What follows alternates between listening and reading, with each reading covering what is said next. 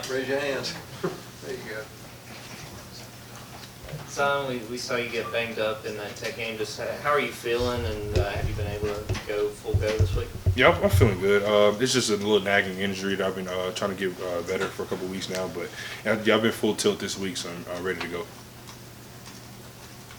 Zion, how much does playoff seeding location figure into motivation for Saturday and trying to win the game for that too?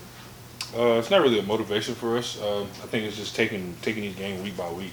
Not really looking forward to the big picture. Yeah, everybody knows what we're fighting for, but just trying to take it one game at a time. Not really looking forward to next week.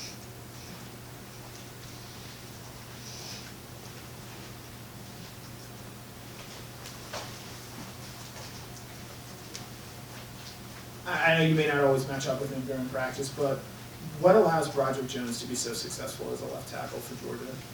I think his basketball background, him being able to move with bigger guys, and him being able to hold 310 pounds, 315 pounds, however much he weighs, just being able to move laterally, being able to run down the field with backers to get running back some lanes, some seams. I think that's what makes him like a matchup. Could you give us some of your thoughts on Jaden Daniels and how you think his mobility will affect the game? They're going to try to use him as a runner and a passer, but I think we're trying to just not really let him use his feet as much, try to make him sit in the pocket, get a cage around him, and just play our game. So what stands out to you about LSU's offensive line and just the challenge going up against them is going to look like? They're very veteran in their middle three. We know that's what they try to use them a lot in their run game. They try to get behind their big guards in their center, just trying to maul people, get them out of displacement, out of gaps and things like that. So we know we got to be technique sound and gap sound this week.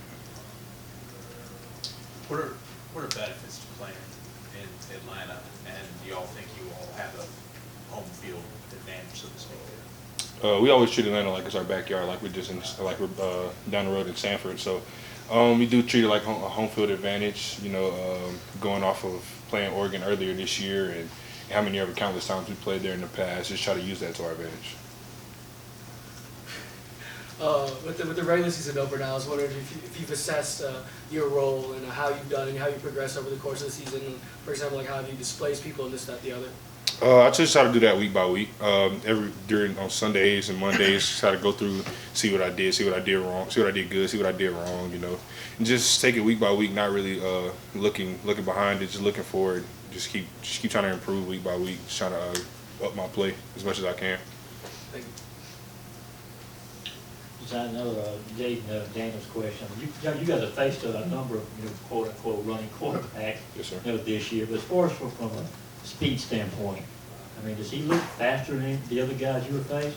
I would line him up against Robbie Ashford from Auburn. I think that's who he kind of reminds me of the most, because he's trying to get you east and west, but he's gonna stick his foot and get north and south. So you really got to be inside out on him and be technique sound. Zion, what have you made of the outside linebackers play since Nolan got hurt? How those guys have stepped up since he went down?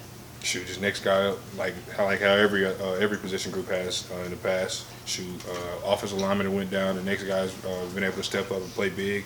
So I think Chaz, Robert Beal, MJ Sherman, Marvin Jones, they did a big job since Nolan's been out of stepping up and playing a big role.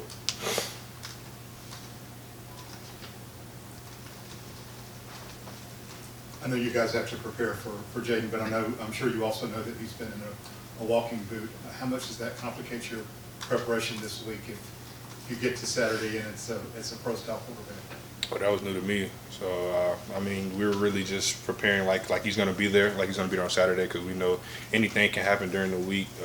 Guys can go down, so we just got to stay ready for all things, prepare for any and every quarterback that they have. Zion, I know you all always have a target on your back with the Georgia G on your helmet, but do you feel like y'all have had any bigger of a target this year?